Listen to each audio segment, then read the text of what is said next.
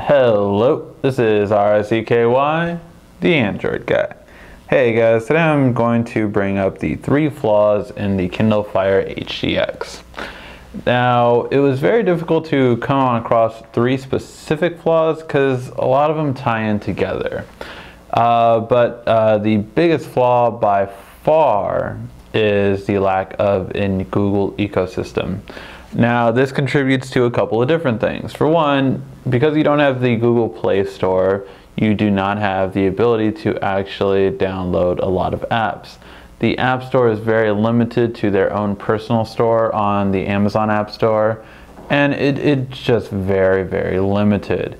It does not have nearly the scope of Android, and most of the apps, even though we see on here there are obviously always some free ones, a lot of the apps are paid for that you can definitely usually get at least a free version of an app.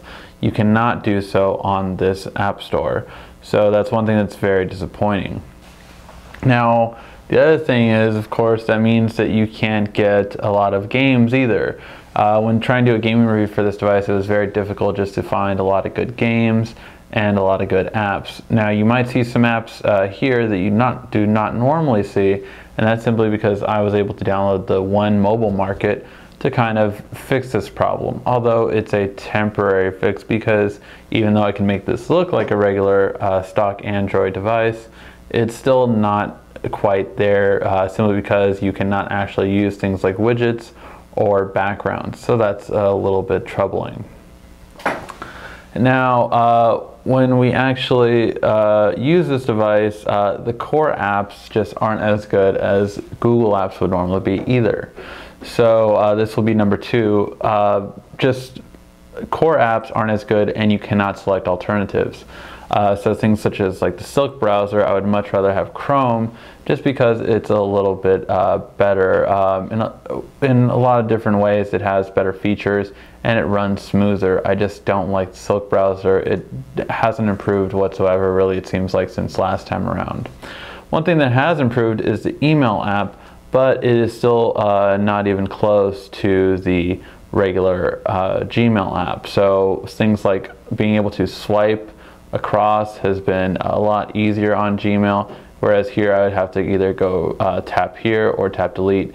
It's just a lot more work, and something that we've gotten past through other devices compared to the email app. And again, you can't really get good alternatives to these 2 core apps. One of the other big features that I do really can't stand not having. So all of those were really part of one feature, and that is just the lack of the Google ecosystem.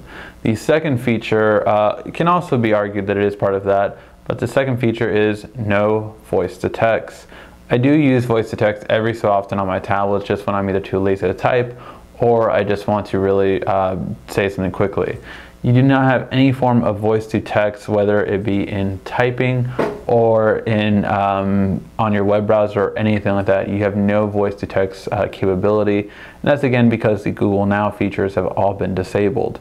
So therefore you cannot do any kind of voice to text, which again just really makes the tablet not fulfilled as an Android tablet. So that's one of the big features that I really do miss. And lastly, one of the other main features is the lack of real toggles at the top. You do have things that look like toggles, but really in actuality, while some of them can be like toggles, things like Wi-Fi, you actually just takes you into the menu, so you have to then tap it on or off, which is just a little annoying. Whereas I just want to tap it to turn it on and off, I have to actually go to it and then finally hit it on and off. So it's just a little more annoying than I would like it to be. Plus, of course, you don't have things like Bluetooth and other things that some people might like on this device. So that's really my big pet peeves.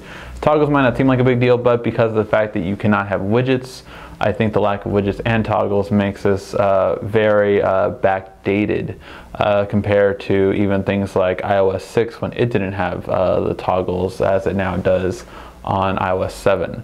So for that reason, those are the 3 main flaws that I see with the Kindle Fire HDX. Other than that, I mean, really a great screen, very good look and feel. I do like a lot of things about it, but those are three main features that I do not like. Another important thing to note is the fact that you cannot connect to the TV very easily. I was going to make that a fourth one, but it really it's supposed to be added with a new wireless adapter, which we have yet to see, and so far Mayday has not been able to help with that.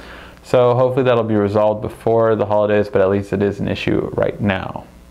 Alright guys, hopefully you liked this video. Please give a like, thumbs up if you did, and if you do have any questions on the Kindle Fire HDX, feel free to ask. This has been RICKY, the Android Guy.